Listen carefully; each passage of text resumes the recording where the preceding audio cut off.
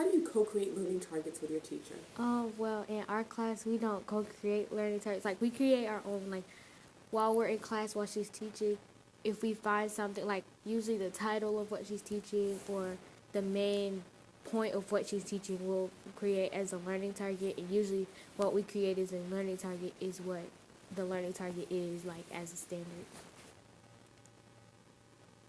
How is how does your teacher introduce what you're going to solve for the day? Well, she just gives a basic overview of what we're going to do, and if we have like if it is a problem or if it's just like a learn target that we're going to learn, she like gives a small summary of what we're going to do, and then she goes in depth later Do you guys take pre-tests? on. Yes, we do. How does your teacher, or how do you come up with the ideas for solving problems related to learning targets in the class? We do research, like we research our own topics. Like she won't give us a specific problem to solve, but it has to pertain to what we learn. So if it like something like quadratics, we would have to find something and research something that has to do with quadratics. How do you start that research? Where do you begin? We begin with what we learn, like we learn like a basic standard, or we start with like the name of our unit. So like if it was probability or if it was something else, we would like just look that up and just think about in our heads what would like go with it. Okay. And then what would be the next step in your research? Looking up like basic like careers or regular project that other people have done that go with the unit and seeing if we can come up with our own.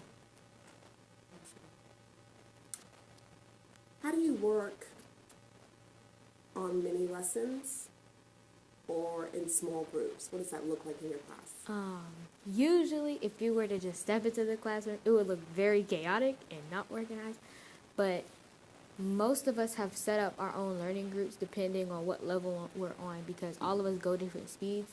We have basic groups that we all just somehow find ourselves in as like she'll give us an assignment and we'll all just gravitate to a certain group and it'll all be just mad. It'll be so loud in the classroom. It'll sound like we're just a hectic class that has no order, but if you listen to what's in our mouth, it's always mad and that's what we're talking about. Awesome. When you gravitate, so it's really an organic thing that you gravitate to the group that you really need to be in. Yeah. Awesome. How are you assessed during the process? She gives us daily warm-ups, and they're graded, and usually the warm-ups on what she taught the last class. And how are you assessed on your final products or projects? Well, our projects, they're usually they're like really like a grand scale of things, so it's a lot in a project, but usually we're given a rubric at the beginning of the unit to like know what we're going by, and if all the standards, or at least if most of the standards are there and all the math is correct, that's how we're going to do it. What project are you most proud of? And why? Had to say my quadratics one. I did it with the other interviewer, and no, I did not. No, it was a different project. I did it with this guy Garrison and my friend Sydney, and we did the entire unit of quadratics and a little bit of another unit of circles, and I think it was our best because we all knew the math ourselves, and it all came together really nice, and everything was like put together well, and it wasn't rushed. It was all just go with the flow. It wasn't like planned, but it wasn't not planned. It was just like, what did you end up creating? Oh, we made a movie, and it had all the learn targets in it, and it had like little funny bits and different parts.